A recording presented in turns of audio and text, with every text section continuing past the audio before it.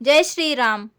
ఈరోజు మనం సుందరకాండలోని 11వ మరియు 12వ సర్గలోని విశేషాలను తెలుసుకుందాం. సీతమ్మ అన్వేషణలో హనుమంతుడు, రావణుడి అంతఃపురంలో పడే సంఘర్షణ, చివరకు తన కర్తవ్యాన్ని గుర్తు చేసుకొని అశోకవనం వైపు అడుగులు వేయడం ఈ సర్గల ప్రత్యేకత. కార్యసిద్ధి కోసం ప్రయత్నించే వారికి ఈ సర్గలు ఎంతో స్ఫూర్తినిస్తాయి. వీడియోని చివరి వరకు చూడండి. మీరు ఇంకా నా ఛానల్ని సబ్స్క్రైబ్ చేసుకోకపోతే వెంటనే సబ్స్క్రైబ్ చేసుకోండి. హనుమంతుడు ఆమె మండోదరి అని, సీత కాదని తెలుసుకొనగానే తన చపల భావమును విడిచి సీతను గూర్చి వేరొక ఆలోచన కలవాడయ్యను. సీతాదేవి రామునిని ఎడబాసి నిదురింపదు, భుజింపదు, అలంకరించుకొనదు, పానీయాదులు తాగదు. ఇతరుడు దేవేంద్రుడైనను చెంతకేగదు. రామునకు సాటి యగువాడు దేవతలలోనే లేడు. ఈమె సీత కాదు, వేరొక్కతే అని నిశ్చయించి హనుమంతుడు పానభూమి కడకు పోయెను. రావణుని స్త్రీలలో కొందరు క్రీడించుట చేతను, మరికొందరు పాడుట చేతను, ఇంకను కొందరు నృత్యము చేతను, కొందరు మద్యము సేవనము చేతను అలసి ఉండిరి. వారు మద్దెలపై, పీటలపై, పాన్పులపై మేనువాల్చి నిద్రించిరి. అట్లు వివిధ అలంకారములతో అలంకరించబడిన వారును, తమ సౌందర్యమును వర్ణించువారును, ఆయా సమయమునకు తగిన పాటలు పాడి వాని అర్థము వివరించువారును, దేశకాలానుగుణముగా వ్యవహరించువారును, ఔచిత్యానుగుణముగా మాట్లాడువారును అగు పలువురు స్త్రీలను భోగేచ్ఛతో అనుభవించి నిద్రించుచున్న రావణుని హనుమంతుడు చూచెను. ఆ వనితల నడుమనున్న రావణుడు మందలోని ఉత్తమ గో సమూహము నడుమ వృషభము వలె ప్రకాశించెను. ఆ స్త్రీలతో పరివేష్టితుడైన ఆ రాక్షసరాజు మహారణ్యమున ఆడు ఏనుగులచే పరివేష్టితమగు మహాగజము వలె విరాజిల్లెను. కపిశ్రేష్ఠుడగు హనుమంతుడు మహాత్ముడు రాక్షసరాజగు రావణుని ఇంత ఇష్టములగు సకల పదార్థములు గల పానభూమిని చూచెను. ఆ పానభూమి యందు హనుమ మృగములు, దున్నలు, వరాహముల మాంసముల వేరువేరు పాత్రలలో నుండగా చూచెను. విశాలములగు వెండి పాత్రలలో సగము తిని విడిచిన నెమలి, కోడి మాంసములను హనుమ చూచెను. వరాహములు, ఖడ్గ మృగములు, ముండ్ల పందులు, లేళ్ళు, నెమళ్ళ మాంసములను, పెరుగు, సౌరచ్చల మనమడు లవణము అంటే నంచుకొనటకు అచట పాత్రలలో నుండుట హనుమంతుడు చూచెను. చక్కగా పక్వము చేయబడిన వివిధములగు కొక్కెర మాంసములను, సగము తినగా మిగిలిన చకోర మాంసమును, దున్నపోతు మాంసమును, మత్స్యములను, సుపక్వమైన మేక మాంసమును, వివిధములగు పచ్చండ్లను, త్రాగదగిన చారు మున్నగు వానిని, పాయసాదులను, వివిధములగు భోజ్య పదార్థములను హనుమంతుడచట చూచెను. మరియు ఆమ్ల, లవణ ప్రధానములైన తెల్లావాలు కలిపిన షడ్రసంసంయుత భక్ష్యముల తోడను, విడివిడిగా పడియున్న అనర్గములగు హారములు, అందెలు, బాహుపురుల తోడను, పెద్ద పెద్ద పానపాత్రలం దంచబడిన వివిధ ఫలములతోనూ, అంతటను అలంకారార్థమై వెదజల్లబడిన పుష్పాలంకరణములతోనూ ఆ ప్రదేశము అధికముగా శోభిల్లుచుండెను.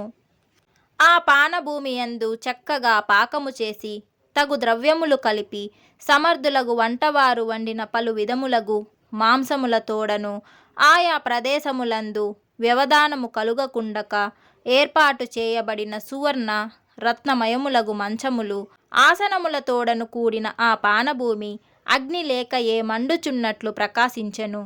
హనుమంతుడచట అమృత మదన సమయమున పుట్టిన మధ్యజాతికి చెందినవి నిర్మలములగు పలు విధములగు మద్యములను, చక్కెరతో, తేనెతో, ఫలరసములతో చేయబడిన కృత్రిమ మద్యములను, పలు విధములగు సుగంధ ద్రవ్యములు చేర్చబడి వేరువేరు పాత్రలలో నుండగా చూచెను. పుష్పమాలలు అన్ని వైపులను అలంకరింపబడి ఉండెను.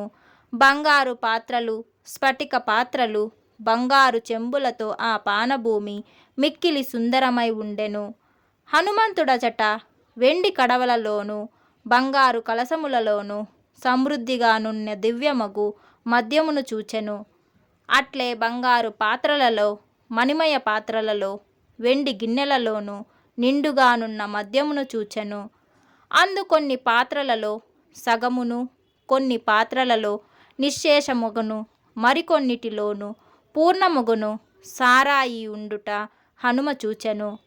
ఒకచోట పలు భక్ష్యములను, మరొక చోట వేరువేరు భక్ష్య భాగములను, మరొక చోట తినగా పాత్రలలో మిగిలిన పదార్థములను చూచుచు హనుమ తిరిగెను. ఒకచోట పగిలిన చెంబులు, మరొక చోట దొరులుచున్న కడవలు, మరొక చోట పూలమాలలు, కొన్ని చోట్ల నీరు పండ్లు నుండగా హనుమ చూచెను. అందు స్త్రీజనము నిద్రించుచున్న విధములగు తెల్లని పాన్పులను హనుమ చూచెను. వానిపై ఆ సుందరాంగనలొకరినొకరు కౌగిలించుకొని నిద్రించిరి. అందు కొందరు నిద్రించుచున్న వేరొకటి ధరించిన వస్త్రమును లాగివైచి తాము దానిని కప్పుకొని గాఢ నిద్రలో మునిగిరి. వారు మేనిపై ధరించిన వస్త్రములు మాలలను పిల్ల వాయువుచే చలించినట్లు వారి నిశ్వాస వాయువుచే నుంచక కదులుచుండెను. చల్లని చందనము, తీయని వాసన గల కళ్ళు, పలు విధములగు పూలమాలలు, వివిధ ధూపములగు నానా విధ గంధమును వహించుచు వాయువు వీచెను. అప్పుడు ఆ పుష్పక విమానమున స్నాన యోగ్యమగు చందనము, ధూపముల సుగంధము వ్యాపించెను. ఆ రావణుని కాంతలలో కొందరు నలుపు తెలుపుల మిశ్రమ వర్ణము కలవారు, కొందరు నల్లని వారు, కొందరు సువర్ణఛాయ కలవారును ఉండిరి. వారు రతి క్రీడలు సలపి నిద్రాపరవశలగుటచే అలిసిరి. వారి రూపములు ముకిలించిన పువ్వులు వల తామర తీగల వలె నుండివి. ఇట్లు మహా తేజశాలియగు హనుమంతుడు రావణుని అంతఃపురమంతయు చూచెను, కాని సీతను మాత్రం కనజాలడయ్యను. మహాకపియగు హనుమంతుడట్లా రావణుని అంతఃపుర కాంతలను చూచుచు ఇట్లు తలపోసెను. నిద్రించుచున్న పరవనితలను చూచుటాను ఈ పని నాకు మిక్కిలి ధర్మలోపము కలిగించగలదు. నా దృష్టి పరస్త్రీ సుఖాదులం దాస్తకము కాదు. అట్లయ్యును. నేనిచట రావణుడు తన మందిరమున కాంతలతో శయనింపగా చూచితిని అని తలంచి తదేక దృష్టితో ఆలోచించి కార్యనిశ్చయము చేసుకొనిన ఆ హనుమంతునకు వేరొక విధముగు ఆలోచన కలిగెను. రావణుని విశ్వాసము చూరగొనిన అతని కాంతలనెల్లా చూచితిని. అయినను దాని వలన నా మదిలో నెట్టి దుష్ట భావనయు కలగలేదు. మంచి పనిని గాని చెడ్డ పనిని గాని చేయుటకై సకలేంద్రియములను ప్రవర్తింపజేయునది మనస్సు. అది నా ఎందెంత మాత్రము చెదురక కుదురుగా ఉన్నది. నేను వేరెండు ప్రదేశమున సీతాదేవిని వెతుకతగదు. వెతుకచో ఎప్పుడైనను స్త్రీలు స్త్రీలలోనే కదా కనిపింతురు. ఏ ప్రాణి ఏ జాతికి చెందినదో ఆ జాతిలోనే దానిని వెదకవలెను. తప్పిపోయిన వనితను ఆడులేళ్లలో వెతుకుట సఖ్యము కాదు. నేను చాలా పరిశుద్ధమగు మనస్సుతో ఈ రావణ అంతఃపురమంతయు సీతాదేవికై వెతికితిని, కాని ఆమె కనిపించుటలేదు. ఇట్లు తలచి పరాక్రమశాలియగు హనుమంతుడు మరలా సీతాదేవికై వెతుకుచు దేవకన్యలను, గంధర్వ కన్యలను, నాగకన్యలను చూచెనే కాని సీతాదేవిని మాత్రం కానడయ్యెను. వీరుడగు హనుమంతుడా భవనమున సీతాదేవిని కానక తక్కిన ఉత్తమ కాంతలను చాలామందిని చూచుచు ఆమె ఎచట నుండునా అని ఆలోచింపసాగెను. శ్రీమంతుడగు హనుమంతుడు మరలా నింకను అధికముగా ప్రయత్నం చేయుచు ఆ పానభూమిని వీడి రావణ అంతఃపురముననే సీతాదేవిని వెతుకసాగెను.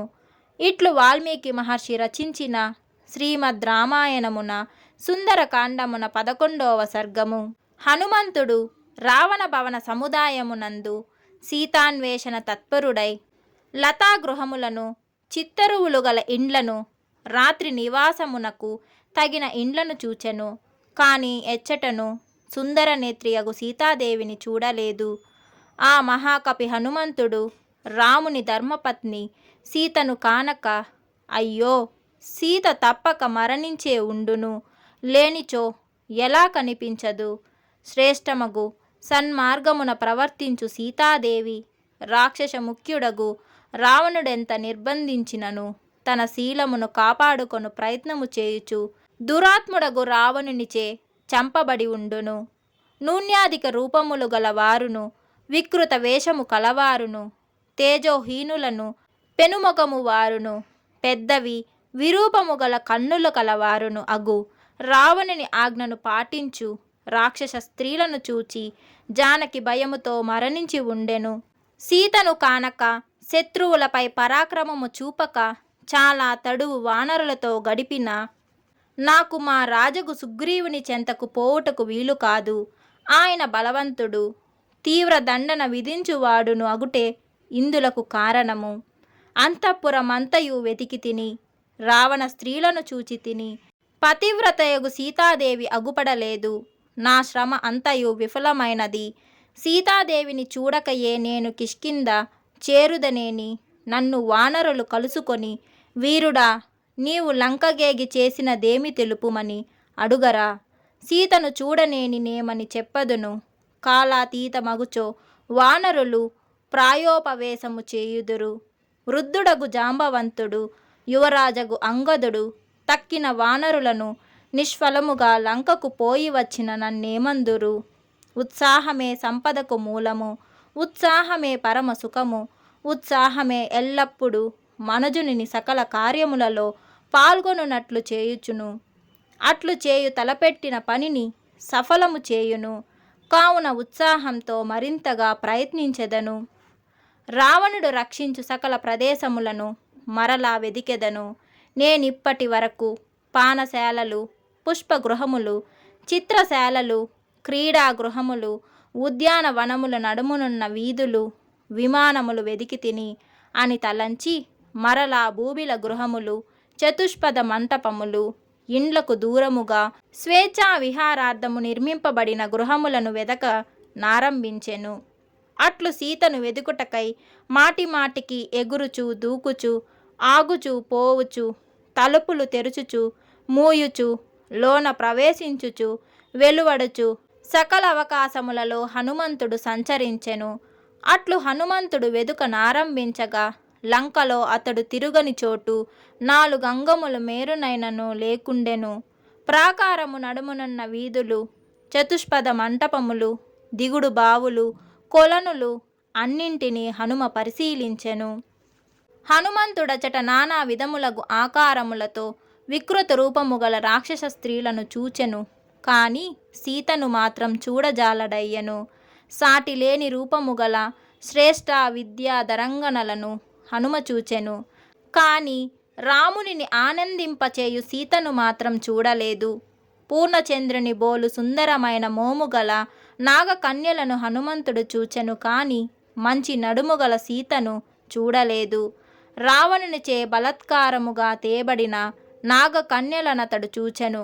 కాని సీతను మాత్రం కాదు. మహాభుజుడు, ధీమంతుడు, వాయునందనుడగు హనుమంతుడు సీతాదేవిని చూడక తక్కిన శ్రేష్ఠ వనితలను మాత్రమే చూచి మరలా విషాదము నందెను.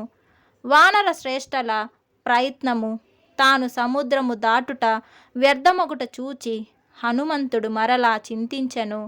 వాయునందనుడగు హనుమంతుడు విమానం నుండి దిగి శోకముచే మనసు కలతనొందగా మిక్కిలి చింతించెను. ఇట్లు వాల్మీకి మహర్షి రచించిన శ్రీమద్ రామాయణమున సుందరకాండమున 12వ సర్గము. జై శ్రీరామ్.